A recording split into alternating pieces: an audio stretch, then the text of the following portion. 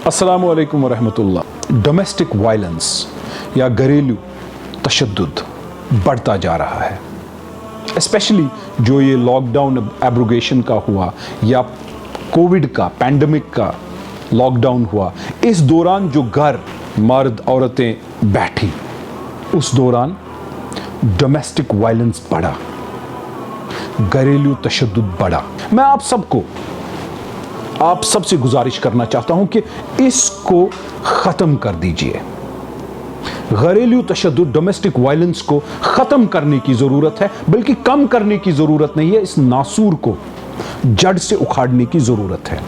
एक खुशगवार अच्छा माहौल घरों में लाने की ज़रूरत है। मज़हब ने, इस्लाम में 1400 साल पहले औरत को जो दर्जा फ्रीडम दिया है, हम मर्दों की एक जिम्मेदारी है कि हमें औरत की कदर के साथ साथ उनकी हिफाजत करनी है और एक दूसरे को अंडरस्टैंड करने की ज़रूरत है। मैं मोहल्ला कमेटी और मस्जिद कमेटी से गुजारिश करूंगा कि आप एक कमेटी बनाइए, औरतों की एक कमेटी बनाइए जो डोर टू डोर जाएगी, अवेयरनेस करेगी और हर मोहल्ले में डोमेस्टिक वायलेंस जहां पर भी रिपोर्ट होगा, पहले ये कमेटी जाके बड़े ही खुशगवार माहौल में इसको ठीक करके आएगी। देखिए, बंदा बशर है, मैं ये समझता हूं शैतान हावी हो सकता है, लेकिन इसका ये मतलब नहीं कि हम हर बार शैतान का ही शिकार हो, हम कुछ चीज़ों में सुधार न ला सके। हमारी माएँ बहनें जो सह रही हैं, बेटियां जो सह रही हैं, जिस चीज़ से गुजर रही हैं, वो भी किसी को बोल नहीं पा रही हैं। मुझे लगता है कि इन कमेटियों को बनाने की ज़रूरत है और इसके साथ साथ हमें बताने की ज़रूरत है कि हमारे साथ डोमेस्टिक वायलेंस किस तरीके का हो रहा है घरों में। इसके साथ साथ मस्जिद कमेटी को, यही कमेटी जो है औरतों की जो हर मोहल्ले में बनेगी, उनको मस्जिद कमेटी के जो जेंट्स मेंबरान हैं उनको रिपोर्ट करना चाहिए और वो जाके घरों में मर्दों को समझाए। इसके साथ साथ जो भी इमाम हैं, जो भी चाहे वो गुरुद्वारा है, मंदिर हैं, उधर के पंडित हैं या हेड्स हैं, उन सबको एक अवेयरनेस करनी चाहिए जब भी ये बैठक हो, जुमा का खुतबा हो, सभाएं हो, कि डोमेस्टिक वायलेंस की कोई भी गुंजाइश किसी भी मजहब में नहीं है। डोमेस्टिक वायलेंस एक ऐसा नासूर है, एक ऐसा सोशल ईविल है जिससे हमारी नस्ल, हमारे घर और हमारे एक माहौल में, हमारे सोसाइटी में ये नासूर फैल रहा है और इससे फर्क पड़ रहा है। डोमेस्टिक वायलेंस से हमारे बच्चों पे फर्क पड़ता है, हमारे बड़ों पे फर्क पड़ता है, हमारे हमसायों पे इफेक्ट होता है। तो मेहरबानी करके इस नासूर को ख़त्म करने की ज़रूरत है।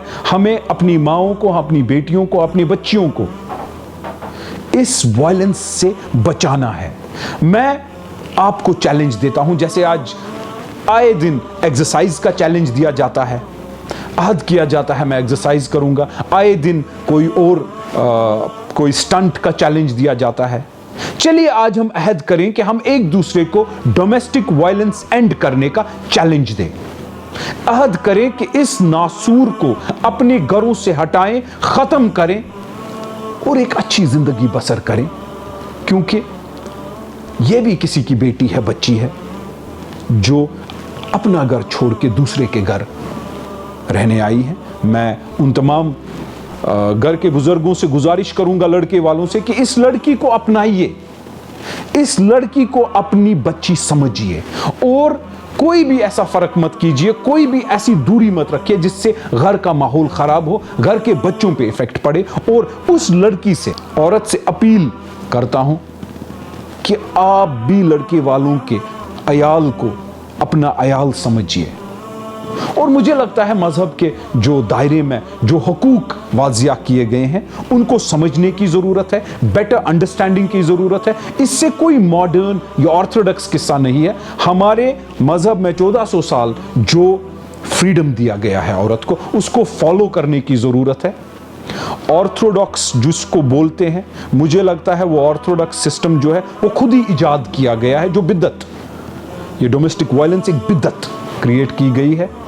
तो मैं माओं को बोलूँगा कि अपनी बहू जो भी हैं उनको बेटी समझिए, बहुओं को बोलूँगा कि अपनी इन लॉज को अपने माँ बाप समझिए اور ایک خوشگوار ماحول گھروں میں کریٹ کیجئے. انشاءاللہ اللہ تعالیٰ کی اور رجوع کیجئے. فتح ہماری ہے. ڈومیسٹک وائلنس کا اینڈ انشاءاللہ ہم دیکھیں گے.